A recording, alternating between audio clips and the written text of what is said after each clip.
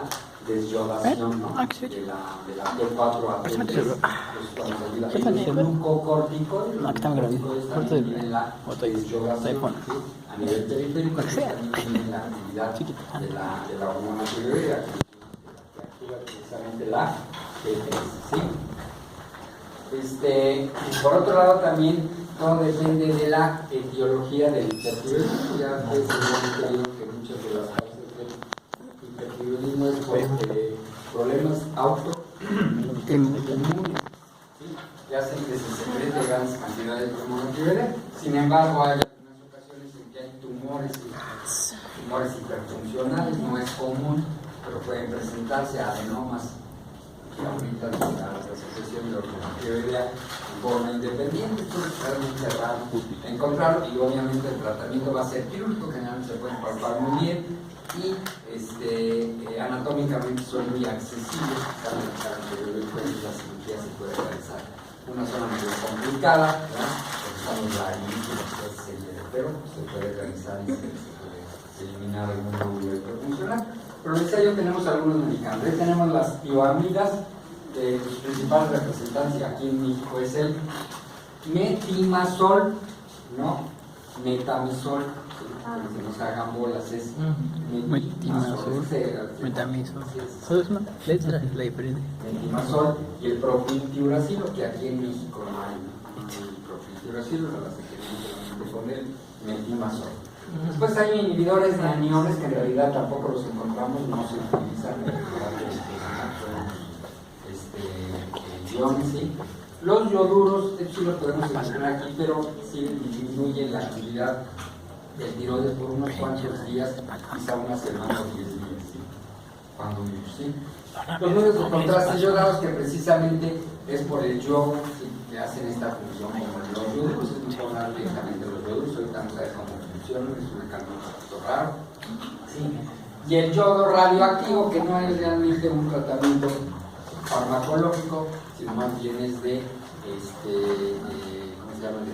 De la rama de la medicina, que más bien es lo de, ¿cómo se llama? De medicina nuclear. Lo que hacen todos los nuclear, medicina nuclear, no es dentro de la farmacología per se. No manches. Todo es muy diferente. No tiene nada que ver. Los MARS y toda esta serie de cuestiones, ¿no? Las dosis son completamente diferentes. Pero es quizá uno de los métodos que se utiliza con frecuencia, ¿sí? O si no, directamente la cirugía, la extracción de la glándula para quitarla todo, se llama reproducirse. Decía yo que muchos de los tratamientos, sobre todo el yodo radioactivo y la cirugía, pues terminan con la glándula tiroides, terminan con el hipertiroidismo, y generalmente los pacientes es difícil que lleguen a un justo medio de tiroidismo. Generalmente caen en hipotiroidismo, pero el hipotiroidismo es relativamente sencillo de controlarlo, y si no se puede controlar, pues es mucho menos peligroso que el hipertiroidismo, ¿sí? Pero en general se puede controlar. La acción de los antitiroideos y los que inhiben precisamente la acción de la hormona tiroidea, decía yo que son los tiosinatos, que generalmente los se encargaban de bloquear precisamente el simportador yodo-sodio, ¿sí? Que intercambia aquí en este sitio el yodo por el sodio, ¿sí? Estos tiosinatos del perforato lo inhibían, sin embargo no eran muy eficaces y prácticamente no lo encontramos. Los otros son las tiamidas. Vamos a ver las tiamidas, ¿sí?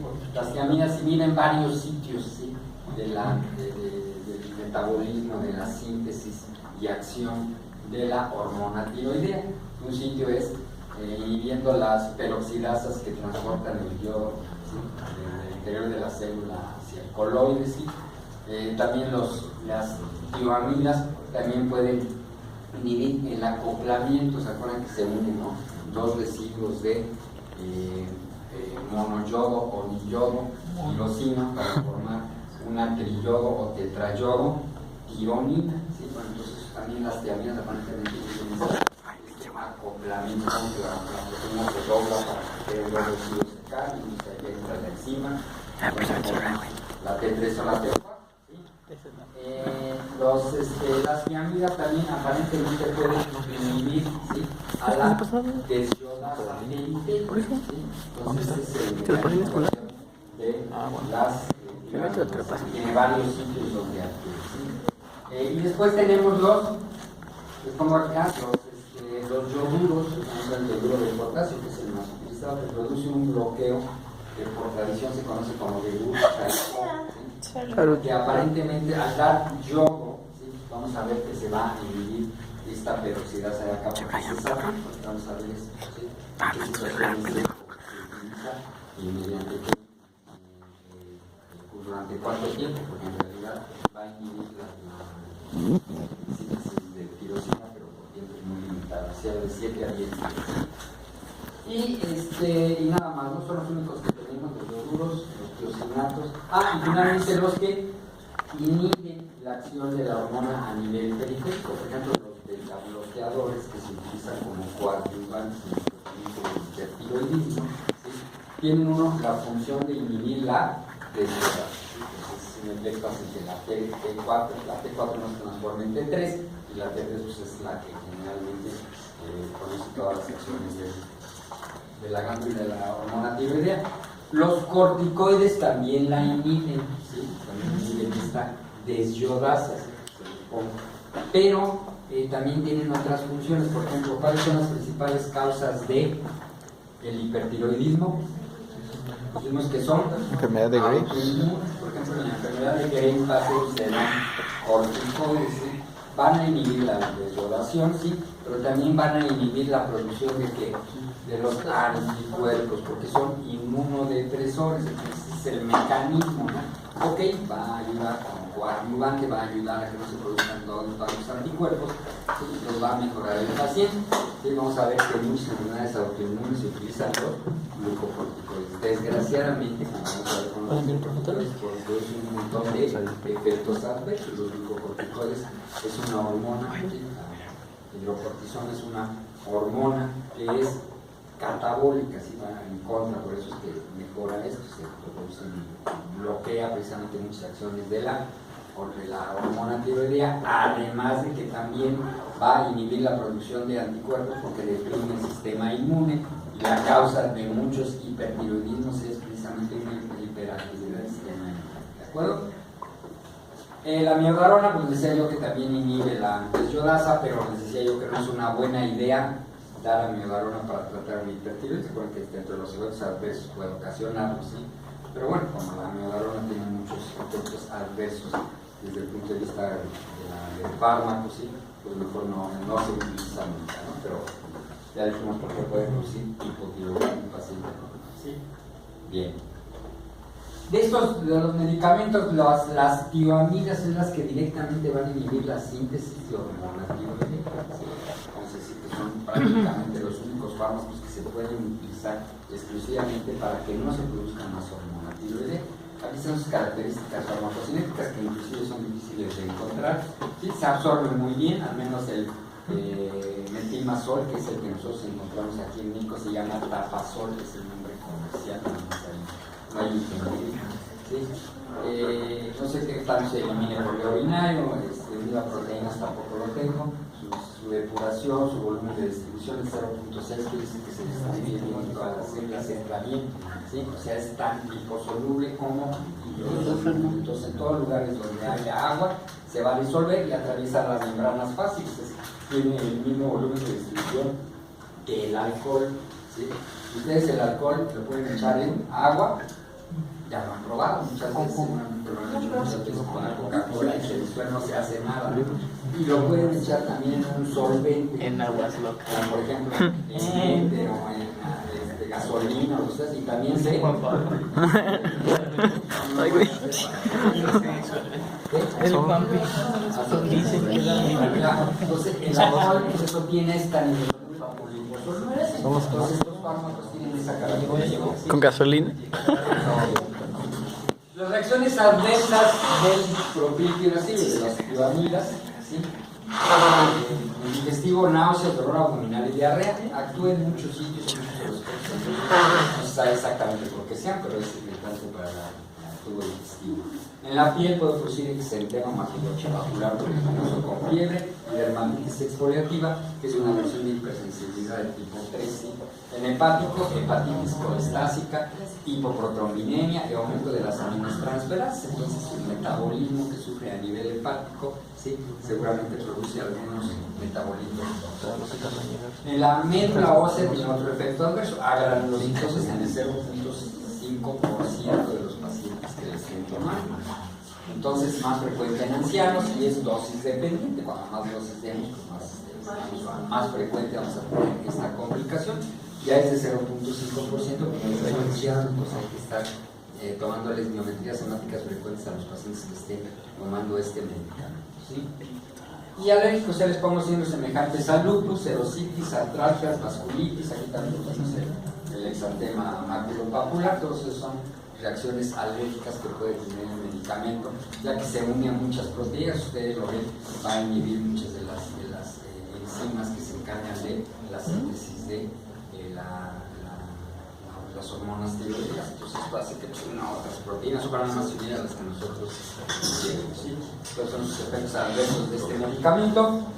¿Sí? Aquí les pongo ahí la presentación. Les digo, es el tapazol. ¿Sí? Vienen tabletas de 5 miligramos. ¿Sí? Generalmente la dosis es de 5 a 10 miligramos cada 8 horas. ¿Sí?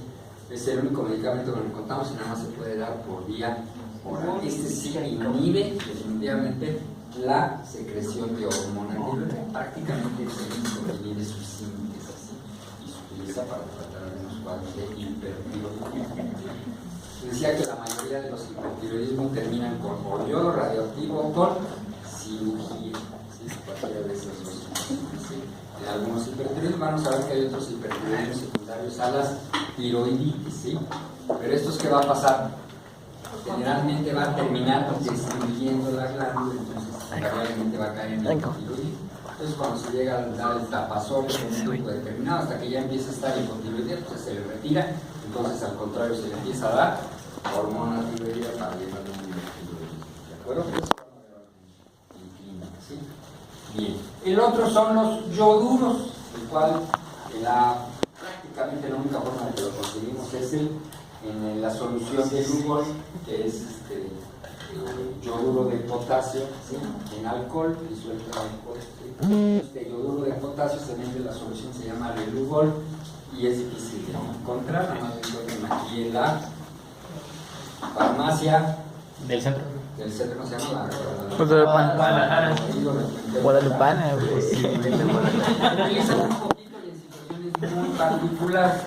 ¿Qué hace la solución del lugar? Pues al tomar, se dan unas botellas de 0.1, 0.3 cada 8 horas en agua o leche. Son unas cuantas dosis, entonces aumentan los niveles de yodo.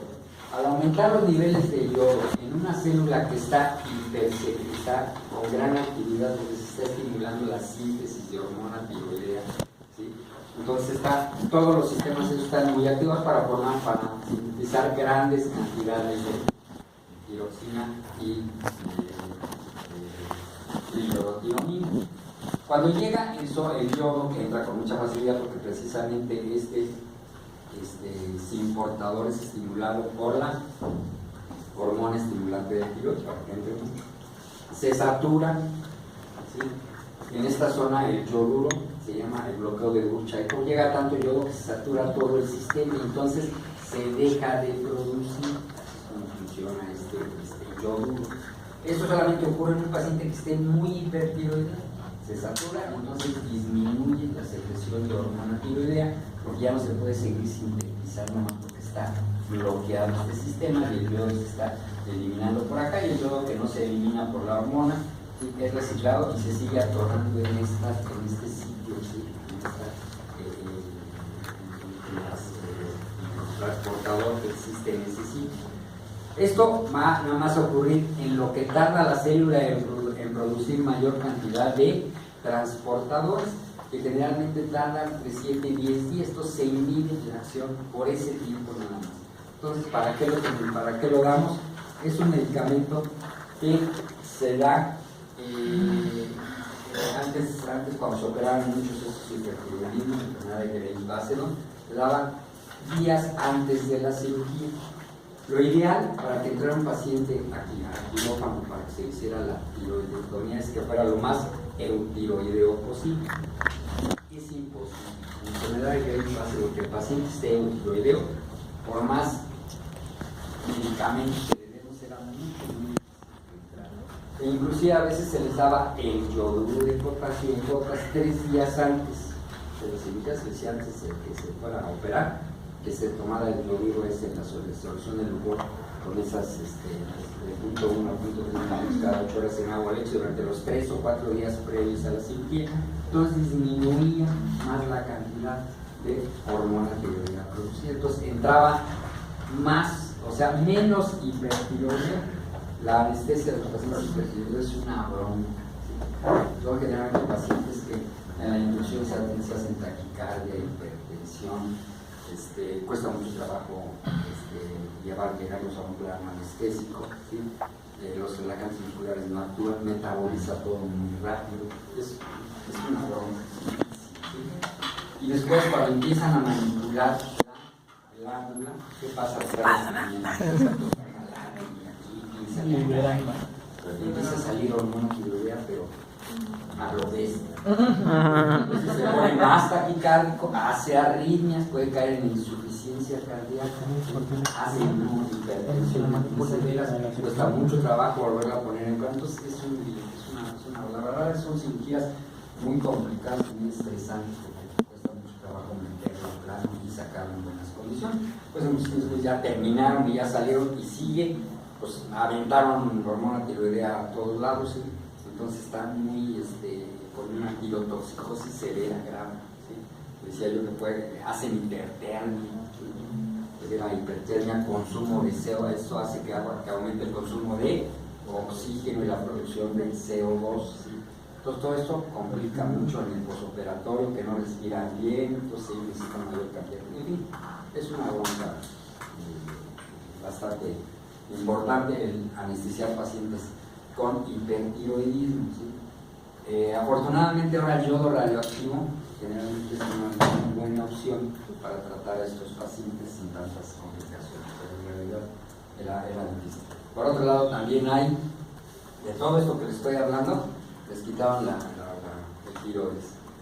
Se llevaban o se inflamaba toda esa zona y se llevaban qué hormonas, las paratiroides. Y las paratiroides que controlan ¿Y qué pasa cuando entran en hipocalcemia? Porque realmente hace que aumenten los niveles de calcio. Empieza a entonces empezaban a tener contracturas y el espasmo era frecuente. Entonces, la anestesia empezaban a hacer problemas de espasmo. Entonces hay que ponerles calcio. La otra, el área del cuello. Mono ayudar. Llevar qué nervios. Mono ayudar. Anillos recurrentes, los anillos que controlan la glotis y los movimientos. Entonces los llevan, los inflaman, porque no se los corten, pero toda la manipulación quirúrgica no funciona bien, entonces también se les cierra la vía respiratoria. Ya se podrán imaginar toda la serie de cosas. Entonces, pues bueno, entonces se les daba precisamente la solución del es la única indicación que hay del yoduro de potasio antes de una intervención quirúrgica para bajar los niveles. También se llegó a utilizar ahí no los pongo ahí, no sobre la solución, también se llegaba a utilizar los medios de contraste. Si no había solución del humor, se le puede pasar medio de contraste en el transoperatorio para inhibir, producir este bloqueo de Charcot, ¿sí? Que se produzca menos hormona tiroidea como una medida también. ¿Por qué? Porque trae yodo, ¿no? La lleva al yodo, se elimina ese yodo y bloquea ahí la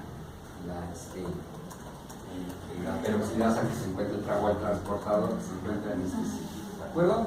Bueno, entonces esa es los yoduros nada más tienen esa indicación porque inclusive si se le siguen dando yoduro, ¿sí? Después de una semana, 10 días ya produce suficiente cantidad de transportadores de yodo, ¿sí? Y entonces ya no produce ya no bajan los niveles de hormona tiroidea, ya se produce, ¿de acuerdo? Ahí está el bloqueo de grupo Charcot, que es precisamente el transportador que va para la organificación precisamente del yodo. ¿Sí? Entonces, todo esto está muy estimulado en un paciente hipertiroideo y se está produciendo muchas de las hormonas tiroideas que están mandando mucho yodo. ¿Sí? Pero si nosotros lamentamos todavía más el yodo, se llega a bloquear precisamente el transportador de ese mecanismo por el cual el yoduro, cosa que debería ser contrario, ¿no? Mejor no le des yodo para que no tenga yodo y caiga en el tiroidismo, pero bueno, se recicla mucho el yodo, es muy pequeño, entonces tardaríamos muchísimo, ¿sí? Entonces con el yoduro se hace ese bloqueo, creo que se presentaba ese bloqueo, dejaron en visto por unos cuantos días se han sido. Entonces prácticamente el único medicamento ahorita es las tioureas, es el único medicamento que realmente y el único consecuente, nomás tenemos una variedad de estos, ¿sí? Bueno, ahí vemos la enfermedad del tiroides, sí, la enfermedad de Graves-Basedow. La enfermedad de Graves-Basedow tiene una característica, generalmente es una enfermedad autoinmune que produce anticuerpos, ¿sí? Uno de ellos es la, dijimos, inmunoglobulina estimulante del tiroides, que hace que se estimule la secreción de hormonas tiroideas, pero también se producen, el hipertiroidismo produce exoftalmos, nada más hipertiroidismo no, lo produce la enfermedad de Graves, ¿sí? Hay mucho, y nosotros le damos a un paciente mucha hormona tiroidea, ¿hace exoftalmos? No, ¿sí? Eso no produce, el hipertiroidismo no produce exoftalmos. La enfermedad de Graves tiene dos síntomas. Uno es el hipertiroidismo, que aumenta la secreción, pero por eso no se les botan los ojos, porque hay receptores, ¿sí? En la grasa retroocular, ¿sí? Hay receptores para las inmunoglobulinas que se producen contra ese hormona, entonces se inflaman, entonces los ojos por ¿de acuerdo? ¿Sí? Entonces eso es nada más claro, tiene hipertiroidismo. Entonces muchos de esos pacientes mejoran con glucocorticoides, ¿sí? Pero lo mejor es quitar la glándula para quitar todos los efectos del hipertiroidismo. Es más, después de operado, si ya tuvo mucho tiempo con exoftalmos, ya no retorna a lo normal, ¿sí? Generalmente se queda con el exoftalmos que esperan ya los ojos. Entonces no se revierte con la operación, pero sí se le quita todos los síntomas de hipertiroidismo. ¿De acuerdo? ¿Sí? Entonces les pongo algunas indicaciones de estos antitiroideos o cómo se maneja más o menos el paciente en un hipertiroidismo. Vamos a ver la enfermedad de Graves, ¿sí?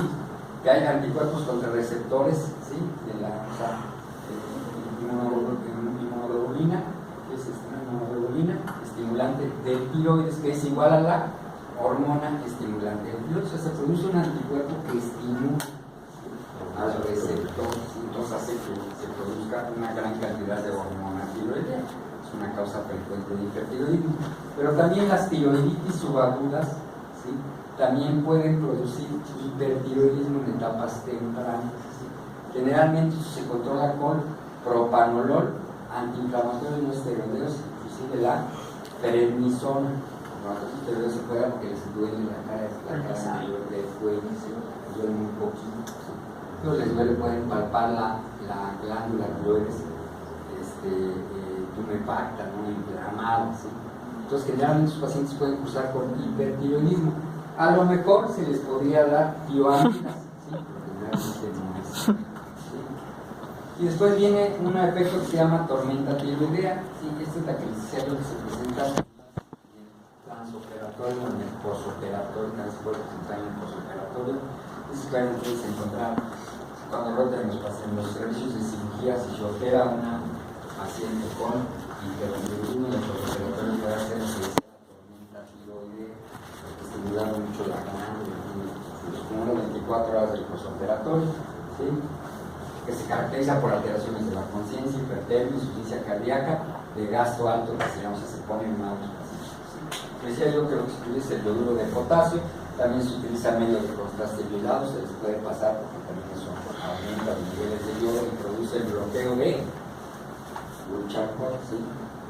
Hidrocortisona también se recibe cada 6 horas y metimazol 60 miligramos por vía rectal. No hay presentación intravenosa de ese medicamento. en el paciente que está anestesiado o inconsciente, pues no es buena idea darle por vía oral, entonces se les hacen varias tabletas de esas y se dan por enema para que se absorba y bueno, inhiba de alguna forma la producción de más tiroidea. En los tiroides, en lo que le puede haber quedado del tiroides. A veces pueden hacer esta tormenta tiroidea en el preoperatorio, en pacientes que están muy mal, enfermedad de Graves, pase o en severa, pues también puede ser así. Entonces ahí les pongo, ¿no? El tratamiento más o menos de cada una de estas enfermedades. El hipertiroidismo es enfermedad raro, ¿sí?